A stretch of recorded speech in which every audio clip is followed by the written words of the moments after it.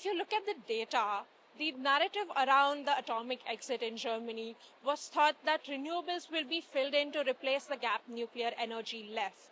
But when we analyzed it, we saw that there was an additional 730 million tons of annual emissions, of global emissions coming out of Germany during this period, which is equivalent to the annual emissions of Germany in a year.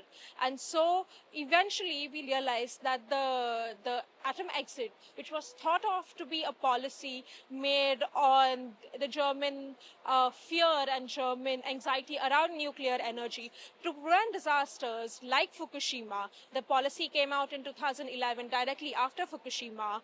It has caused more death and more devastation than had nuclear energy been used as intended. Before the atom exit, nuclear accounted for 25% of German electricity, and after the exit, nuclear has basically been completely wiped off from the German electricity grid and has been replaced mostly by coal and some by gas. 98% coal, 2% gas.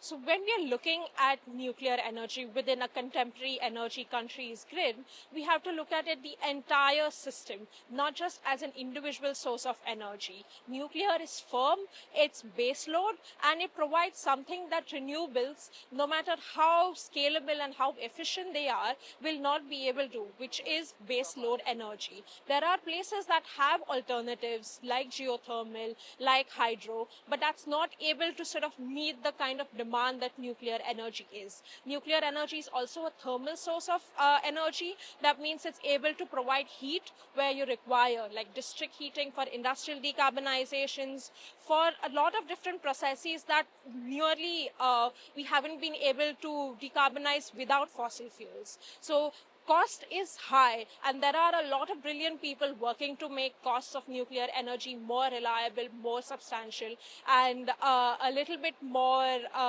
affordable. But we have to look at the energy systems at large and the energy systems of the future. If a country could decarbonize without nuclear energy, there is no country better positioned to do that without Germany. But in this report, we have seen that because of the atom exit, German emissions have increased substantially. And so if Germany couldn't do it, it is very unlikely that other countries will be able to do a decarbonized energy grid of a modern industrial country without a firm baseload power like nuclear energy.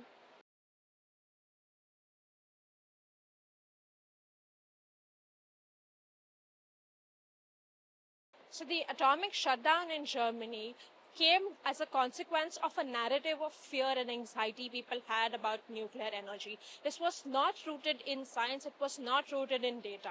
And now that we look back upon the impacts of this exit, we can see the devastating consequences. Similarly, we want politicians to look at the data when they come to political decisions about the future of a country. No matter how sort of strong the narratives against an energy source are, look at the direct carbon emissions of it, look at the place it sits in your country, look at the fact that it is providing you energy security, it is firming up your source of electricity, of firm baseload power. After the Ukraine war, there were a lot of supply chain issues within Europe, and countries that had nuclear energy, that could produce nuclear energy domestically, fared far better than countries that were relying on exports of fossil fuels from around the world and gas from Russia. So if you look at Germany's neighbor, France fared much better in the aftermath of the Ukraine war. And similarly, we want politicians to think more in advance and more sort of long-term as to their visions about an energy future, not just stick to what they think is convenient or maybe politically acceptable.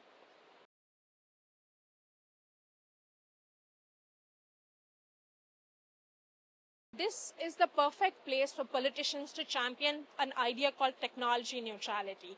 That means look at the science, look at the data when you come up with figures that you want, when you come up with the future of your energy grids. It's not being pro-nuclear, it's not being pro-renewables, it is about being pro-math, it's being about pro-science. The UNFCCC itself is a technology neutral forum, but sometimes when it comes to implementation, it doesn't really hold true to its ethos. So we hope to see that the negotiators, the policy makers, the decision makers over here stick true to their promise of technology neutrality, evaluate each source by the capacity of it to decarbonize our energy future, and hopefully will reach a conclusion that we can all be proud of.